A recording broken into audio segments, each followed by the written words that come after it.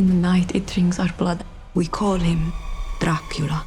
Based on a small passage from Bram Stoker's Dracula book, The Last Voyage of the Demeter tells the story of the poor sailors who unwittingly transported the hungry vampire from Transylvania to London. This is a creepy-looking horror survival story with a solid premise and some genuine jump scares. Nice addition to the Dracula myth. A UFO has crashed in my backyard, has taken out my azaleas, and destroyed my bird bath. When you talk like that, it makes them all take us less seriously.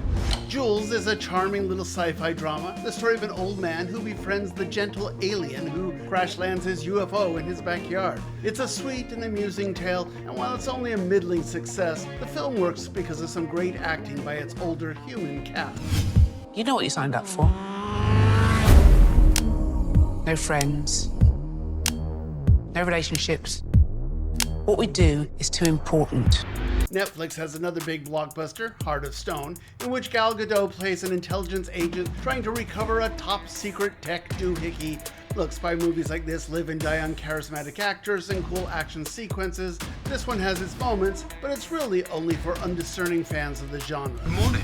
We are in a hotel crawling with reporters. If anyone sees you leave this hotel, I will Brexit your head from your body. Your Royal Highness. Finally, over on Netflix, Red, White, and Royal Blue is the R-rated gay romance in which the son of a US president falls in love with the Prince of England. It coasts by on the charm and the sexiness of these two actors, but it doesn't really capture the soapy romance of the best-selling novel. Hopefully we'll get through tonight without any more scandals.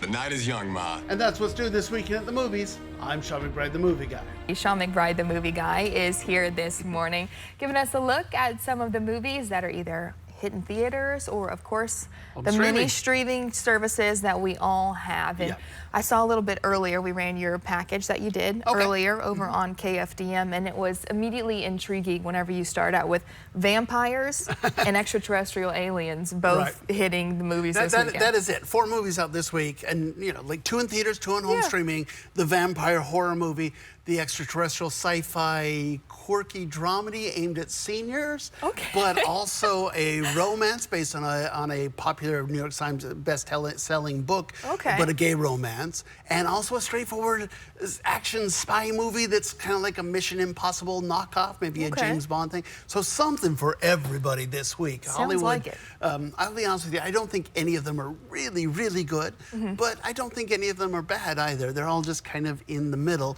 and if there's something that appeals to you genre-wise, there's something for you to check out this week. Plenty of options, sounds like, with a wide variety going on. Exactly. I'm immediately intrigued when you're talking about the extraterrestrial aliens with, what did you call it? Aimed at seniors? Or a dramedy. A dramedy, yes. Correct. So yeah, well, let's start there then. Jules, which is a fascinating movie, because I sat there going, oh, I really kind of like this movie, and I'm really kind of bored by this movie as well. So it's kind of weird. But look, that's Sir Ben Kingsley. He's playing an old codger of this town. He spends his day going to the community, the town council meeting, saying, oh, we got to put in a new stoplight, and we also, I think we should change the town motto, and what are we going to do about those UFOs crashing in my backyard? And of course, everyone thinks, okay, this is a crazy guy. But the problem is, a UFO crashed in his backyard, and this cute little alien pops out. And he makes friends with the alien. Of course. And to the point where a couple of nosy neighbors show up. That's Harriet Harris and Jane Curtin show up. And they're freaking out because there's a alien sitting on the couch eating apples, watching Judge Judy with him. Be a little shocking, that's for sure. This is so. If you think about this, is kind of the same story that we saw in E.T. the Extraterrestrial, except instead of youngsters finding a cute alien, it's oldsters finding a cute alien. The difference is Spielberg segues over to, okay, the government's trying to catch him. It becomes kind of an action film in E.T. And here, it never really does that. It becomes the story of a guy in his older age making a friend, you know, and it's sweet and it's charming, but it doesn't have much in the way of stakes. You know, I wish it had more conflict. I wish something happened to keep my interest, because it's very slow, very languid. It is a sweet film, like I said. Sweet, unfortunately, is sometimes a code for mediocre. Yeah. I think the acting performances are really good.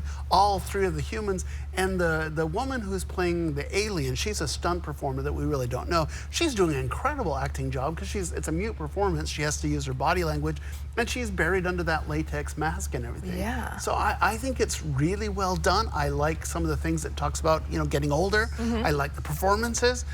I just wish it were a little more exciting. Right, give a little more umph to it. This is something, you know, the last 3 months, all the movies have been aimed at people under 30. And I know people, I've talked to my mom every weekend, and she's like, why don't they make movies for me anymore? Mom, they made a movie for you. There you go. I think it's sweet. Yeah, like I said, I wish it was a little more exciting. And is that in theaters or streaming? That's in theaters. That was in theaters. So there you go. That's a theater option for you. I guess maybe we should just move immediately to the vampires, kind of stay in the crazy There theme, you go. right? Also in theaters here.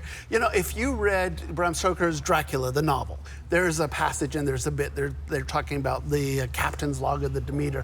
When Dracula decides to go from Romania to London, he has to hire a ship to get there.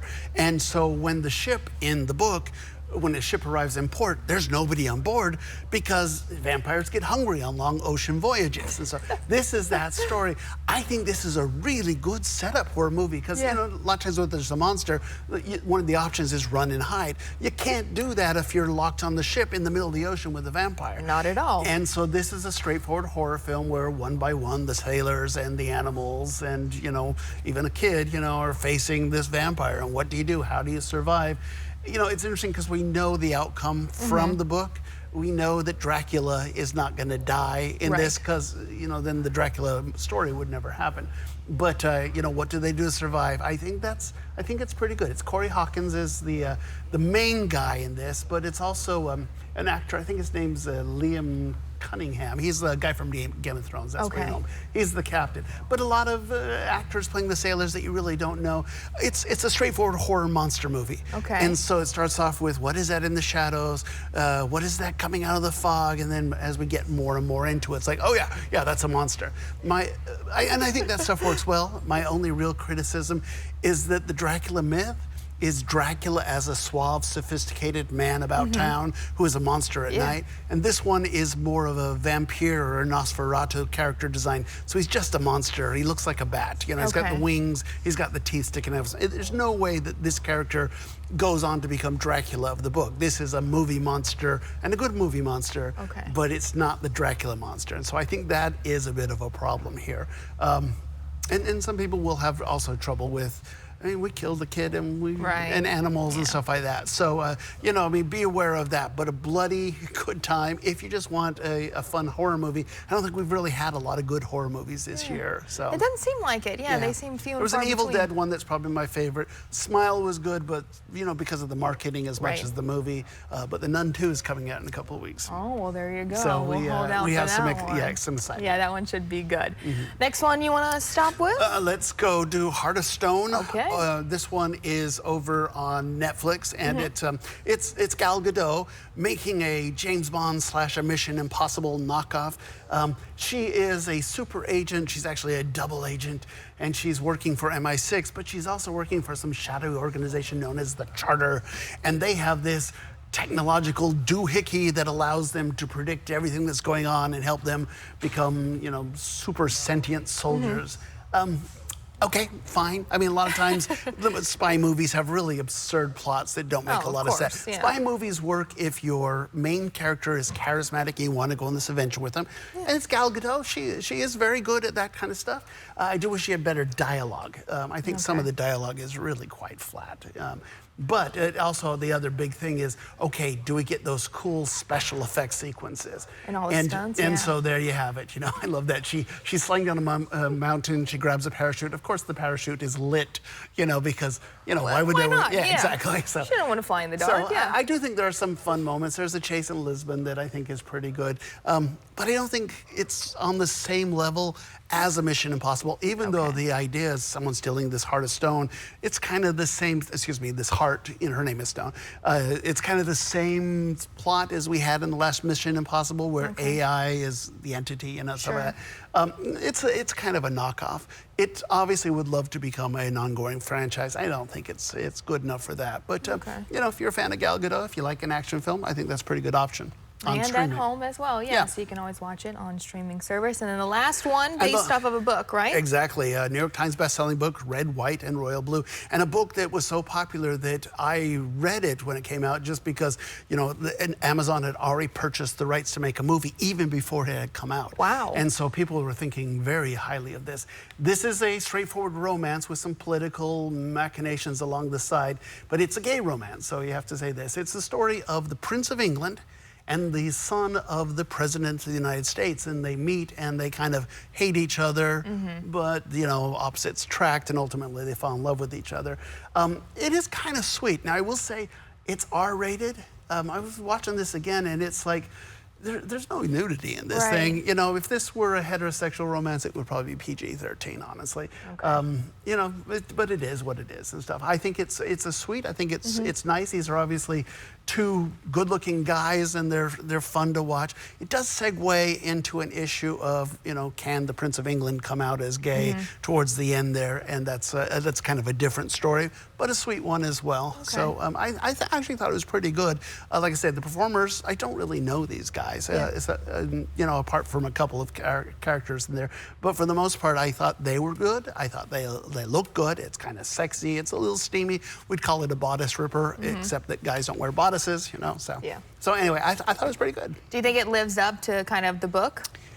No, it's a little different. And I'll say one of my favorite characters in the book, the sister's completely cut from the movie. I think it has some issues, but I liked it still. Okay, well, there's 4 options for you, not just streaming, but also in the theaters. We always thank Sean for stopping by on Fridays. Still to come this morning, though, we'll check in with Chad. He'll get you a look at your weekend forecast.